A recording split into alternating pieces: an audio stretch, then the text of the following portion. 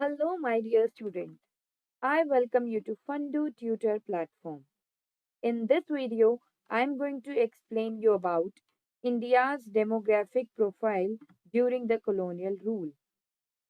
So let's get started. Colonial rule. Colonial rule मतलब British rule. जैसे कि हमें पता है कि we Indians were slaves of Britishers before 1947. तो कॉलोनियल रूल मतलब ब्रिटिश रूल. जब ब्रिटिशर्स ने हमारे ऊपर क्या किया था? रूल किया था. जब ब्रिटिशर्स ने हमारे ऊपर क्या किया था? राज किया था.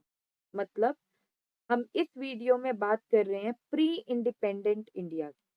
मतलब वो वाला इंडिया जिसे अभी इंडिपेंडेंस नहीं मिली थी, जिसे अभी फ्रीडम नहीं मिली थी. Now what is demographic profile? Well, demographic profile relate करता है डेमोग्राफी से. डेमोग्राफी का मतलब होता है स्टडी ऑफ पॉपुलेशन. तो demographic profile means study of population fact. तो अब हम यहाँ पे यही देखने वाले हैं कि इंडिया की जो पॉपुलेशन थी उससे रिलेटेड क्या फैक्ट थे फ्रीडम से पहले. मतलब क्या बर्थ रेट था, क्या डेथ रेट था, क्या इन्फेंट मोर्टेलिटी रेट था. तो आइए देखते हैं इसे डिटेल में. तो नंबर वन, हाई डेथ और mortality rate. Well, death rate क्या होता है? जैसे कि नेम से पता लग रहा है, ये कुछ हिंट देता है कि कितने लोगों की डेथ हो गई. तो उस टाइम पे डेथ रेट क्या था? बहुत ज्यादा हाई था. कितना था? It was 40 per 1000. Death rate का मतलब होता है कि 1000 पीपल में से how many people are dying. कितने लोगों की डेथ हो रही है out of 1000 people of a country. So it was very high at the time of British rule और you can say colonial rule. Reasons थे. रीजंस क्या थे? Number one, lack of medical facilities. Health facilities वगैरह नहीं थी. Number two, people were illiterate. लोगों को भी ये नहीं पता था कि अपनी हेल्थ को मेंटेन करने के लिए क्या किया जाता है. Number three, people were poor. Most of the people were poor at that point of time. तो उनके पास पैसे भी नहीं थे अबाउट टू मेंटेन हेल्थ. वो प्रॉपर डाइट वगैरह नहीं ले सकते थे, जिसकी वजह से उनकी डेथ क्या होती थी? जल्दी हो जाती.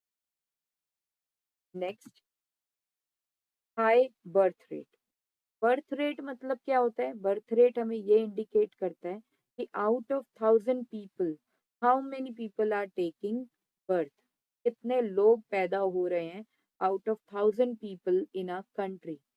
तो बर्थ रेट भी काफी ज्यादा हाई था उस टाइम पे. It was 48 per 1000. अब बर्थ रेट राइज होने के, उस टाइम पे बहुत ज्यादा हाई होने के बहुत से रीजंस थे. सबसे पहला रीजन था preference for a male child. कि हमेशा एक बॉय के चांस के चक्कर में गर्ल्स हो जाती थी बहुत ज्यादा. दूसरी चीज, लोग उस टाइम पे अर्ली मैरिज कर देते थे अपने डॉटर्स की या सन की. तो जितनी जल्दी मैरिज होती थी उतना ज्यादा फर्टिलिटी टाइम पीरियड होता था. As we know that a women body can give birth till 50 years of as.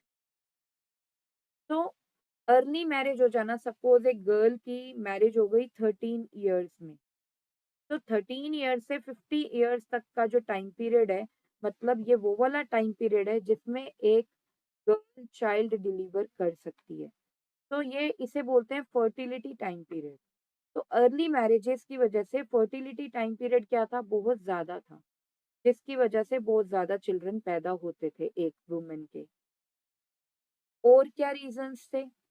और भी बहुत से रीजंस थे that people were not using family planning methods, because उस टाइम पे फैमिली प्लानिंग मेथड्स थे ही नहीं. नेक्स्ट, और रीजन ये था कि पीपल की मेंटेलिटी ऐसी थी कि जितने ज्यादा चिल्ड्रन होंगे हमारे, तो उतने ज्यादा हमारे एसेट्स होंगे. मतलब जितने ज्यादा चिल्ड्रन होंगे उतने ज्यादा हमारे सपोर्टर्स होंगे बुढ़ापे में, ओल्ड एज में. हमारे जितने ज़्यादा चिल्ड्रन होंगे तो हमें उतनी ज़्यादा इनकम आने वाली है। तो ये भी एक रीज़न था कि पीपल इंटरेस्टेड रहते थे ज़्यादा चिल्ड्रन को बोर्न करने में। Next, high infant mortality rate. Infant बोलते हैं उस बेबी को जिसने अभी 1 ईयर की एज भी अटेन नहीं की। 1 ईयर से भी छोटा है उसकी एज। मोर्टेलिटी मीन्स डेथ होना।